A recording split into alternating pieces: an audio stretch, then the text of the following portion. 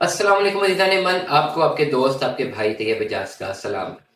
میں نے پچھلے ہفتے ایک خبر بریک کی تھی کہ فیصل ہلز کی مارکیٹ اوپر گئی ہے 6-7 لاکھ روپے، اور اب تو بڑے بڑے یوٹیوبرز نے بھی یہ کہنا شروع کر دیا ہے کہ ہاں جی یہ مارکیٹ اوپر گئی، اور یہ بات غلط نہیں ہے، یہ بات بالکل سچ ہے کہ جی ہاں فیصل ہلز کی مارکیٹ 6-7 لاکھ روپیہ اوپر چلی گئی ہے۔ نہیں یقین آتا، کوشش کرے کہ وہ پلاٹ جو آپ کو 34-35-36 لاکھ روپے میں مل سکتے تھے، اب اگر 40 یا 42 لاکھ روپے سے کم مل جائے تو بتا دیجیے۔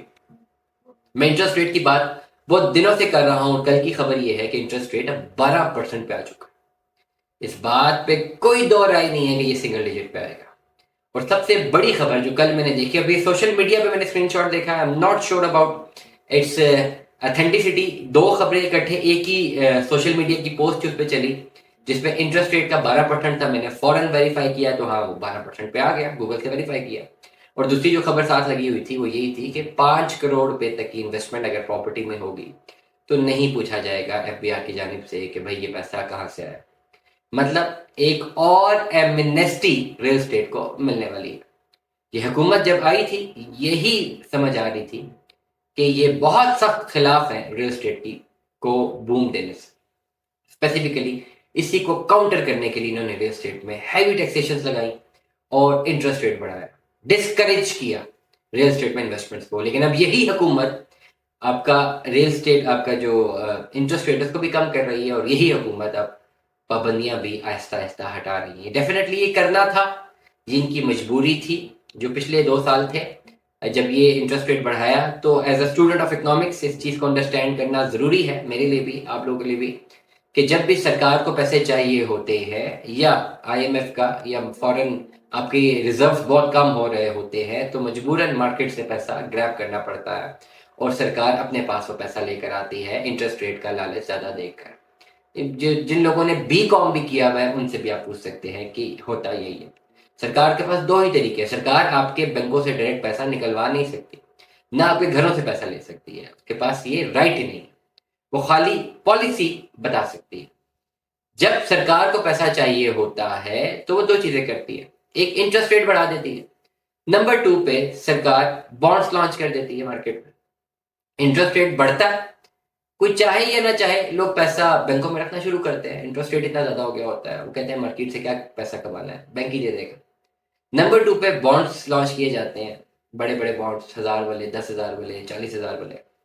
اب بانڈس جتنے مرضی لانچ ہو جائیں، لیٹ سپوز 40,000 کے 1 لاکھ بانڈ لانچ ہو گئے مارکیٹ میں، وہ جنتا تو آپس میں ٹریڈ کر سکتی ہے لیکن سرکار کے لیے تو خالی پیس آف پیپر ہے۔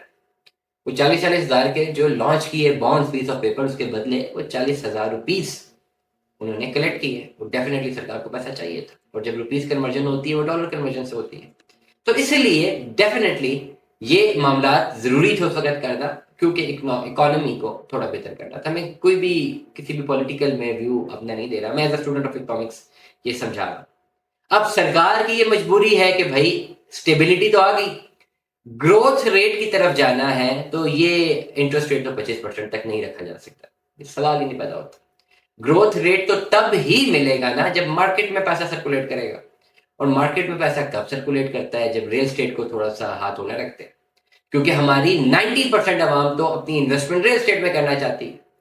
کسی کے پاس بھی 10-15 لاکھ روپے سیونگ ہو، اس کو ہر بوڑھے بندے سے لے کر جوان بندے تک، بچہ بچہ اس کو یہ مشورہ دیتا ہے بھائی کوئی پلاٹ لے لے یار، بڑا فائدہ ہوتا ہے، کوئی گھر بنا لے یار، کوئی فلیٹ لے لے یار۔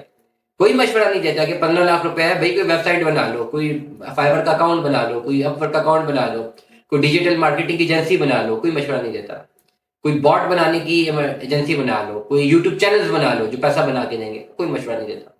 پلاٹ لے لے پتر، پلاٹ میں بہت فائدہ ہوگا، وہ لے لے، قسطوں پہ پلاٹ لے لے۔